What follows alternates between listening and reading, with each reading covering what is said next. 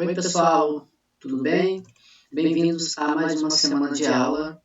Iremos iniciar o terceiro período do primeiro bimestre e aqui o nosso tema será sobre conservação e proteção da biodiversidade. Você sabe o que é biodiversidade?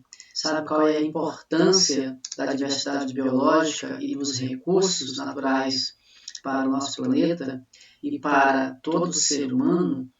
Então, fique na aula que após a vinheta nós iremos abordar sobre a conservação da biodiversidade.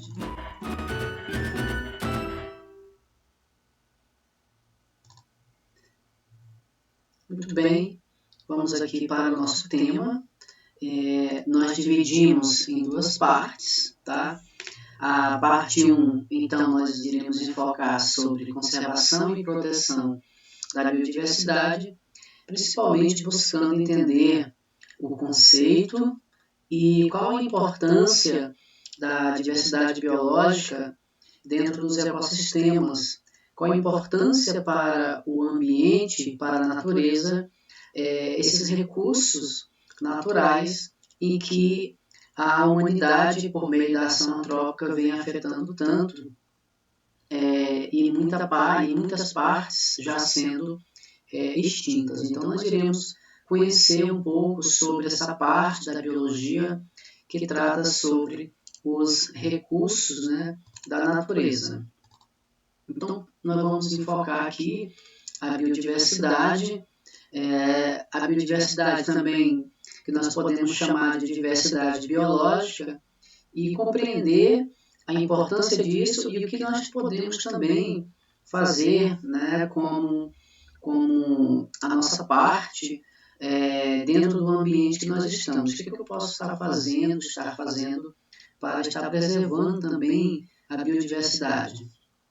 Então, de forma geral, a gente traz aqui para vocês, né, uma pergunta, né? O que é biodiversidade? A biodiversidade também ela pode ser compreendida como diversidade biológica. Então, a gente tem aí dentro da literatura, né, o número de taxa, né, numa área local, a diversidade de espécies. Então, imagine aí, você dentro de um local, esse local podemos atribuir o termo ecossistema, e nesse ecossistema nós temos uma somatória de espécies, né, das mais simples às mais complexas, diferentes, convivendo em uma mesma área. Então, a biodiversidade vai medir essa taxa de variedade de espécies, né? A quantidade de riqueza que eu tenho dentro de uma mesma área, numa interligação e numa interdependência de trocas, de fluxos de matéria e energia. Então, a biodiversidade ela se refere aí, né, à variedade e à riqueza de vida na Terra, tá? Como animais, plantas, micro-organismos. E essa riqueza, é aqui que é o nosso foco. A gente tem que ter uma atenção para esse tipo de riqueza. Por quê? Porque a ação antrópica, né, cada vez mais vem se avançando em relação à forma de se explorar o ambiente.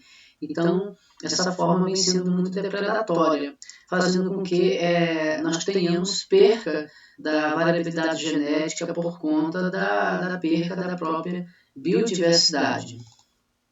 Então, a gente tem aqui, né, um aspecto geral em relação à conservação da biodiversidade, tá? Para quem gosta, né, de cuidar, trouxe aqui uns animais, né, para quem gosta de cães, muito fofinhos, muita gente tem um apego grande por esses animais, então a gente colocou aqui essa imagem para falar da biodiversidade. Tá? Então, temos aqui visto sua ampla definição, podemos dividir a biodiversidade em 3 níveis. Então, como é que nós podemos, né, dividir essa biodiversidade? A gente traz aqui, pessoal, os níveis das espécies, tá? Da variação genética ou de comunidades. Bom, as variações genéticas, tá? Ela vai envolver aí um fluxo gênico, né, das espécies aí em relação à diversidade de espécies que estão se intercruzando, né, e perpetuando essas espécies. A espécie, se a gente for pegar um conceito taxonômico, né, o que é uma espécie? São seres semelhantes entre si, capazes de se comunicar entre si e também de gerar descendentes férteis. Então, para reforçar esse conceito de espécie, seria esse aspecto que nós abordamos, né? A variação genética, ela vai envolver aí uma troca de fluxo gênico, de material genético, né? E as comunidades, então, eu tenho, por exemplo, um conjunto de populações de espécies diferentes habitando o mesmo local, tá? Então, a biodiversidade aí, ela traz uma ampla definição.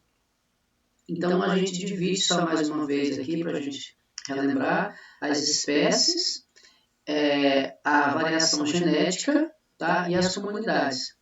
Isso dentro de uma interdependência, tá? Porque quando a gente afeta, por exemplo, através da ação antrópica, numa determinada comunidade, você está alterando e afetando várias espécies. E então você, por exemplo, tem um desequilíbrio das cadeias alimentares, fazendo com que, por exemplo, organismos de uma determinada população aumente exageradamente e organismos de uma determinada população se reduza, trazendo aí um desequilíbrio dentro da cadeia alimentar. Tá?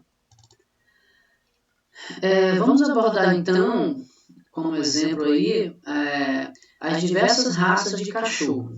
Tá?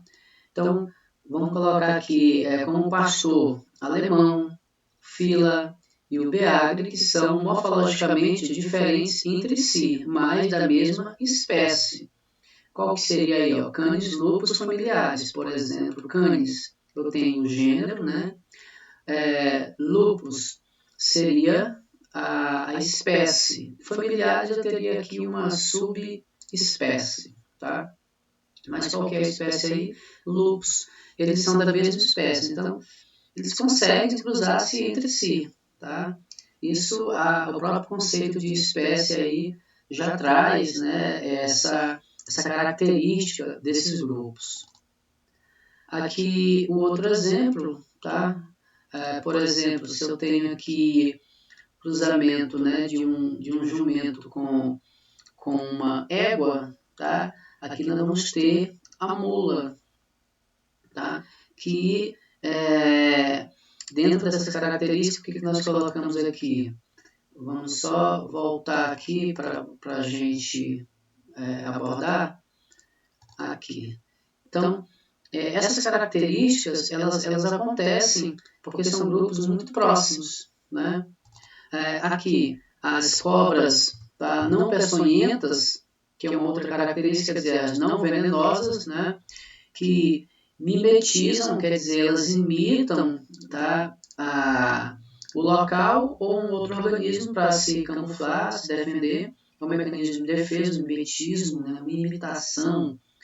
Então, elas mimetizam cobras peçonhentas, ou seja, imitam as cobras venenosas, né, como encontrado, tá, entre a cobra coral falsa, que é a Oxyphopus trigeminus, tá, e a cobra coral verdadeira, a Micrurus coraninus, tá, duas espécies diferentes, mas com aspectos morfológicos, ou seja, o formato, né, corporal, praticamente indistinguíveis para um leigo.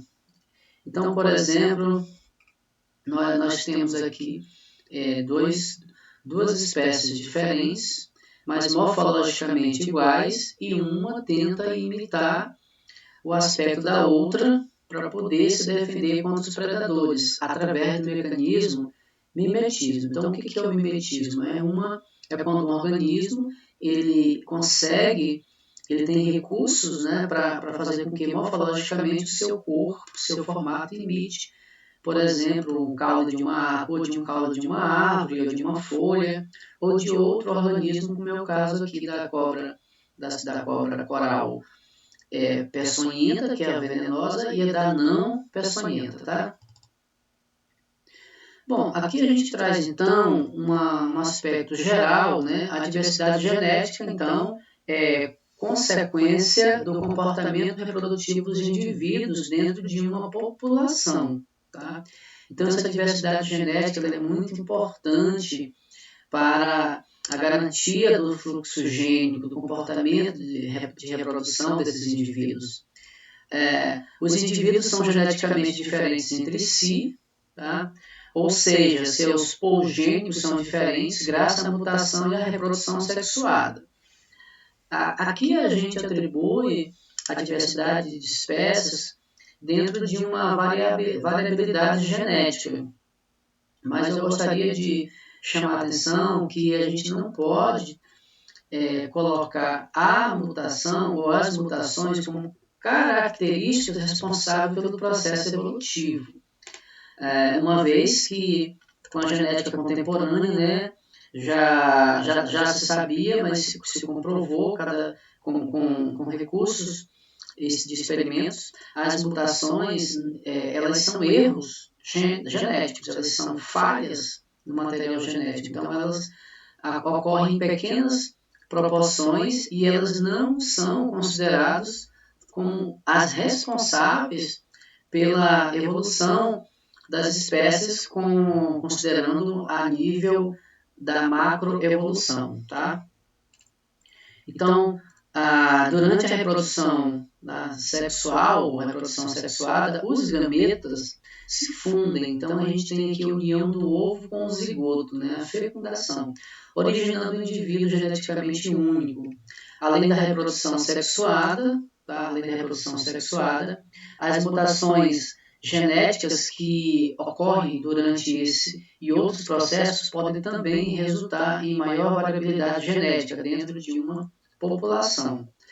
Então, por exemplo, essa diversidade de organismos que estão de mesmas espécies se intercruzando, fazendo com que aumente essa variabilidade genética, e que dentro desse processo, né, alguma alteração no material genético em pequena proporção ocorra, que pode diversificar, né, por exemplo, espécies semelhantes ou um pouco próximas, aí a gente coloca a variabilidade genética. Agora, a questão de atribuir as mutações sendo as responsáveis no contexto geral, não. Tá?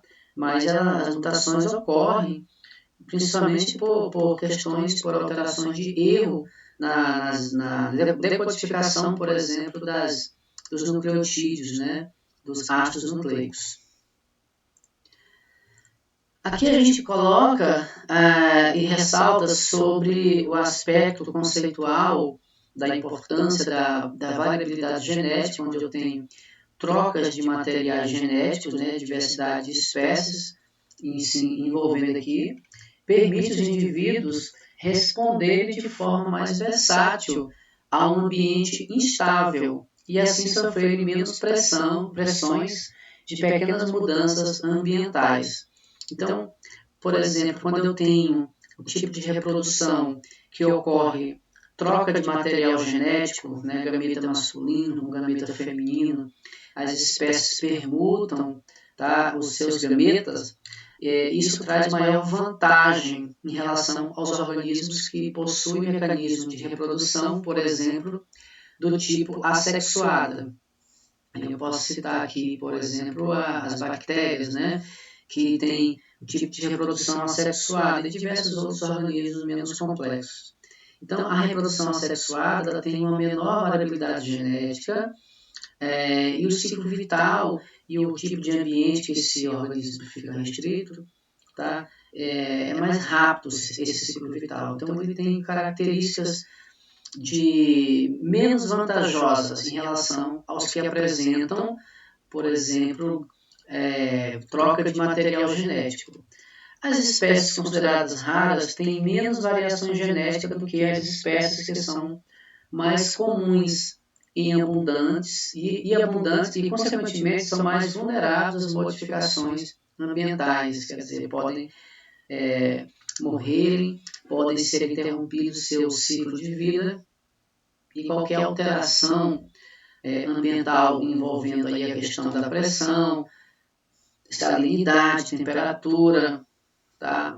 Teor de solo, alimento, essas espécies podem tenderem a desaparecer. Bom, também aqui dentro da conservação e proteção da biodiversidade, a gente aborda sobre a dinâmica de comunidades com enfoque aqui às sucessões ecológicas. Eu posso ter, por exemplo, uma ação, um desdobramento natural, um efeito ambiental provocado por forças da natureza, que de repente faz com que uma área que está em equilíbrio, uma área de floresta que esteja totalmente preservada, venha a acontecer, por exemplo, queda de árvores, fazendo com que eu tenha aqui um efeito de borda ou uma grande quantidade de queimadas acidental, tá? A natureza, por um determinado tempo, ela vai tentar se regenerar e recuperar a sua dinâmica, né, de funcionalidade. Agora, no geral, o que nós temos aqui dentro de sucessão ecológica, em que a floresta tende a se recuperar por conta da ação do próprio homem, que nós chamamos de ação antrópica, né? E isso faz com que a floresta tende a se recuperar de forma mais lenta. E isso em várias décadas, por exemplo, a nível de se um impacto foi de grande magnitude. Tá? Então, a sucessão ecológica é o processo ordenado de instalação e desenvolvimento de uma comunidade. Dentro dessa comunidade eu vou ter diversidade de espécies diferentes, tá? De população, de espécies, de grupos de mesmas espécies, e também de espécies diferentes constituindo as populações, formando com o tempo e termina quando se estabelece na área uma comunidade estável. Então, essa comunidade estável a gente chama de comunidade clímax. No geral, pessoal, por exemplo, uma ação antrópica de grande magnitude, vamos colocar aqui o bioma amazônico, né? Por meio de queimadas, desmatamento, a floresta não consegue entrar em sucessão ecológica em pouco tempo. Por exemplo, 3 anos, 4 anos, 5 anos. Não.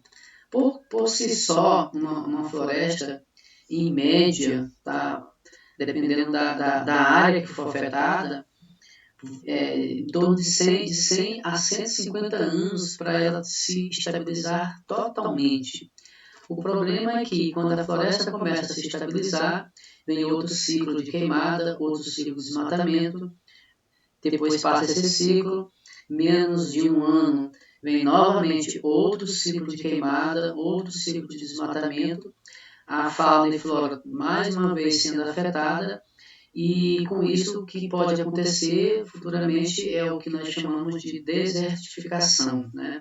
A desertificação na Amazônia, a perca de floresta, o tempo que está sendo colocado não dá para a floresta se recuperar, porque quando ela começa a se recuperar, através da ação antrópica já começa outro desmatamento, mais queimada, mais impactos. Então, a perca da diversidade ela começa a acontecer e muitos recursos, né, vão desaparecer, e isso vai se tornar um processo bem complicado, praticamente irreversível, que é uma questão que deve ser pensada, né? Por exemplo, além do bioma amazônico, nós podemos citar também o do Cerrado, o do Pantanal, que vem todo ano sofrendo com queimadas em grande escala. Isso faz com que a biodiversidade, cada ano, tende a diminuir, uma vez que as políticas públicas, ainda para fazer esse controle, não estão totalmente eficazes. Tá? Precisa-se aumentar o contingente de fiscalização, precisa mais recursos, tá? E desenvolver tecnologias aí para minimizar esses impactos, fazendo com que a forma de tecnologia que está sendo aplicada acelere essa regeneração, ou pelo menos minimizar um pouco aí dessas áreas que foram impactadas, para que elas se aproximem do que eram antes, tá? Para que sejam garantidos aí a conservação e preservação da biodiversidade. No entanto, na prática, isso é bem complicado da gente, de fato, colocar que acontece em sua maioria. Dentro da característica biológica, do aspecto biológico, o que nós temos aqui? São formas didáticas de separar, por exemplo, as fases de uma sucessão ecológica. Então, eu tenho aqui a ecese, chegada de seres pioneiros, colonizadores, aqui, por exemplo, as briófitas, que são os grupos de vegetais mais simples, começam a povoar aqui as rochas, o solo, tá, fazendo com que essa comunidade microbiana também venha a se multiplicar, venha a se proliferar, e fazendo com que também esse solo comece a ganhar fertilidade. Uma fase de transição, chamada SERE, aqui é o aparecimento, também extinções e alterações na abundância de populações. Então, muitas populações começam a chegar aqui nessa fase de transição, questão de adaptação, se vão conseguir fazer o ajustamento colonial, se essas espécies vão desaparecer ou não por questão de mecanismo aqui da cadeia alimentar, presa, predador. E a intenção aqui nessa transição é fazer com que consiga-se ganhar um suporte edáfico, né, do solo, nitrogênio, fósforo, potássio, e que a comunidade de vegetação comece a ocupar essa área, saindo dessas comunidades pioneiras, por exemplo, de briófitas, passando por uma vegetação mais intermediária, de capões, até mais na frente chegar então a uma diversidade de floresta densa ombrófila, né? Por exemplo, característica da floresta amazônica. E a clímax já seria a estabilidade de uma composição dessas comunidades. Já vou ter floresta em equilíbrio, as comunidades se interrelacionando, dentro de processos de transformação de matéria em energia. Eu vou ter aqui já um fluxo, né, mais dinâmico, trabalhando aqui, por exemplo, o aspecto da cadeia e teias alimentares. Ou seja, eu vou ter uma floresta em equilíbrio com a sua diversidade de vida, tá, aumentando. No entanto, para garantir na prática todas essas fases, né, seria necessário uma fiscalização muito intensa, ou então pegar essas áreas que estão mais ameaçadas de extinção, né, desenvolver ali políticas públicas transformando em unidades de conservação, através dos sistemas de unidade de conservação, o SNUC, além de outras políticas que podem também fiscalizar aquelas áreas que estejam mais ameaçadas por conta da ação antrópica. Então, precisa-se, na verdade, uma intensificação muito grande aí na área da fiscalização. Tá? Aqui a gente tem a característica, mais uma vez, de uma sucessão ecológica, mas com um aspecto aí transitório. Então, eu tenho S's para o clímax, quer dizer, um aumento da biodiversidade, aumento da biomassa, essa biomassa aí, por exemplo, suporte edáfico do solo e de vegetais, e aumento da complexidade das teias alimentares, aquilo que nós falamos. Quanto maior a biodiversidade, mais a complexidade eu terei de uma interligação, interdependência de organismos em um ciclo, né, interdinâmico. Então, a floresta em equilíbrio, ela vai garantir com que isso funcione na prática, fazendo com que a diversidade de animais, elas por si só consigam fazer o equilíbrio biológico das comunidades dentro de um sistema ecológico, tá? Fazendo com que eu não tenha nem aumento e nem redução de comunidades, garantindo aí o alimento, tá? E o mecanismo de presa-predador que acontece naturalmente dentro de uma floresta preservada, de uma floresta conservada. No entanto, por conta da ação antrópica, em áreas de unidades de conservação, por exemplo, de forma clandestina, o garimpo clandestino, a ação antrópica nas áreas litorâneas com uma grande quantidade de lixo, as queimadas acidentais e também, principalmente, o que acontece em sua maioria, as queimadas intencionais, tá? E a forma também de tratar o lixo, isso tudo são consequências gravíssimas aí para a redução da nossa diversidade biológica. Então, a gente tem muita perda da diversidade biológica e uma quantidade de animais que não vão conseguir se afugentar a tempo em uma queimada em grande escala. Então, eu tenho aqueles animais que têm uma mobilidade maior e esses conseguem se afugentarem, tá? Mas, em sua maioria, eu tenho aquele grupo de animais que não conseguem ter uma mobilidade muito grande. Por exemplo, uma bandeira, a preguiça, tá? Os próprios primatas, aí, por exemplo, as espécies, né, de diversas espécies, comunidades de macacos, que muitas vezes, por conta da queimada ser muito grande, muito forte, para qualquer lado que eles fujam, eles se encontram aí as chamas, o fogo, fazendo com que toda essa diversidade de vida aí seja exterminada por uma ação antrópica, tá? Que isso faz com que a natureza ela vai perdendo recurso genético, porque se a gente tem as espécies de relevância, importância ecológica, né?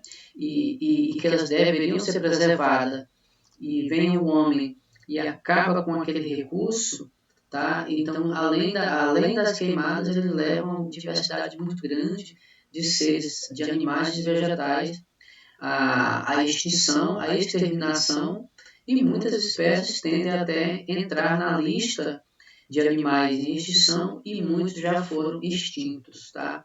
Por conta de consequências criminosas, né, provocadas pelo homem. Aqui a gente traz também uma representação dos níveis de energia, né, que acontece dentro de uma cadeia alimentar. Aqui a gente está citando a cadeia, um exemplo de uma cadeia e de uma teia alimentar. Na cadeia alimentar, ela se caracteriza por uma única sequência, né, um ciclo unidirecional de transferência de energia. Considerando, né, os protagonistas, aí eu tenho o produtor, que é a maior fonte de energia, por exemplo, aí os fitoplânctons, e eu tenho os consumidores, né, os zooplânctons. Então, aqui a gente tem na cadeia alimentar uma sequência unidirecional, por meio de uma transferência de energia, didaticamente dessa forma. Já na teia alimentar, eu tenho uma somatória, um encadeamento de várias cadeias alimentares, tá? Numa interdependência, numa interrelação de trocas de matéria e energia, tá? Então, a teia alimentar ela é bem mais complexa, porque eu tenho, por exemplo, organismos que podem ser, por exemplo, ao mesmo tempo consumidores, mas eles também servem, tá, de alimentos, pelo mecanismo da presa e do predador. Aqui é para a gente também colocar que essas características, essas comunidades aquáticas também sofrem alterações por conta da ação antrópica, por exemplo, um derramamento de petróleo ou qualquer outro dano que seja de grande escala possa, sim, interferir nessas comunidades também, trazendo consequências danosas à nossa biodiversidade. Alguns aspectos conceituais, já que a gente coloca e aborda sobre a questão da biodiversidade, é bom relembrar, tá, aspectos conceituais voltados dentro da área da própria dos conceitos gerais de genética, como também dos ecossistemas. Então, o genoma seria o quê? Um conjunto, tá, de todos os genes de um indivíduo. E o gene seria aquele suporte físico, né, é o material genético de cada ser. É o que traz as informações das suas características hereditárias, né? Aqui o habitat seria o que? O endereço da espécie de forma geral, tá? Onde ele vive, tá? Repetiu aí, né? Mas assim, o habitat é o endereço do organismo, tá? O organismo vivo é o que? Toda unidade viva que se manifesta em um determinado local. Aqui eu tenho o ecossistema. O ecossistema, de forma geral, seria uma somatória de fatores bióticos e abióticos, tá? Ou seja, tudo que tem vida com aquilo que não tem vida, numa interligação e numa interdependência. Então, a comunidade não viva, a biótica, a água, o ar, as rochas, interligado e interdependente com a comunidade viva, os micro-organismos, animais e vegetais. A sua interdependência é necessária. Tá?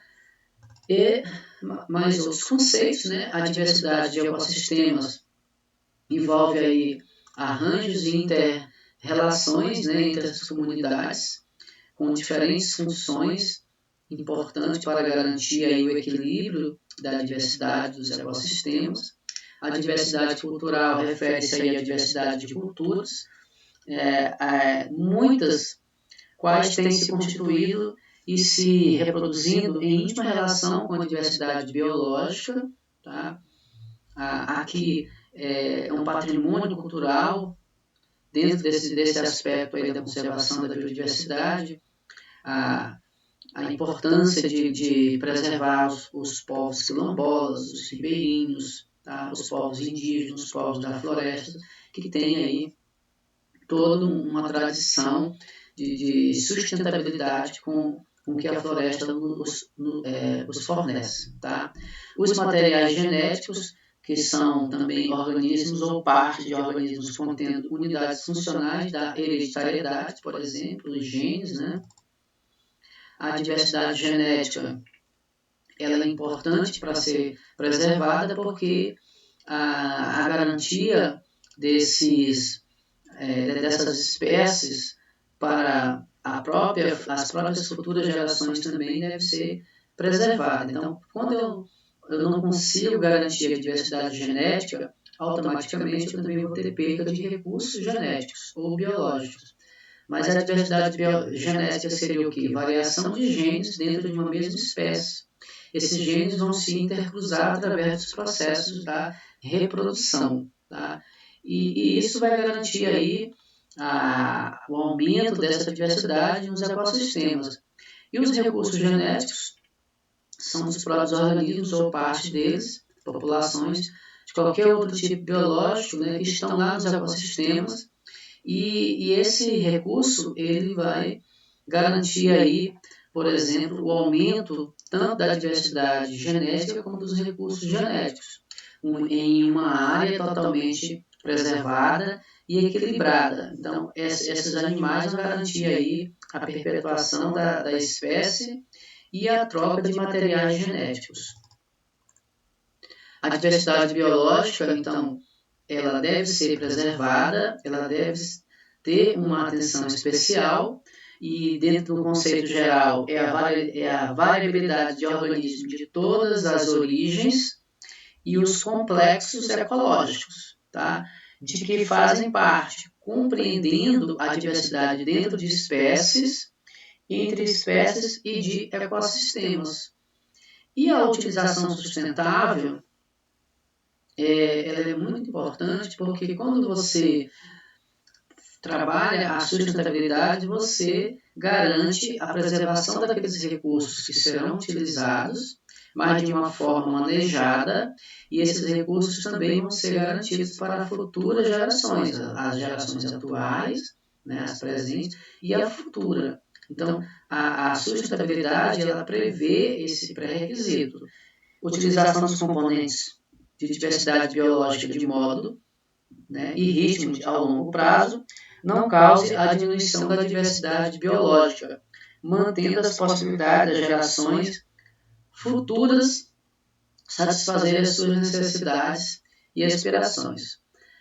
Então, por exemplo, a sustentabilidade, né, ela tem assim um tripé, né? Ela tem que garantir, por exemplo, a exploração do meio ambiente, ela tem que garantir o aspecto social, o ambiental e o ecológico. Então, o desenvolvimento sustentável é uma prática que não vai concentrar renda, tá? Pelo contrário, ela espalha a renda e ela garante a utilização dos recursos da floresta, mas de uma forma manejada, de uma forma sustentável, sem perca de grande magnitude desses recursos. Então, com isso se garante. Eu consigo utilizar os recursos da floresta e preservar ela para as futuras gerações. Isso que é importante. Tá? Então, pessoal, muito obrigado pela atenção de vocês. Nós finalizamos aqui essa parte 1, que focou mais sobre a conservação da biodiversidade. Se você gostou da aula, deixa o like, inscreva-se no canal e você pode apertar o sininho para receber as nossas notificações. Muito obrigado, essa é a parte 1. E fique atento para a parte 2, que é uma continuação, onde nós iremos falar sobre as unidades de conservação. Tchau, tchau!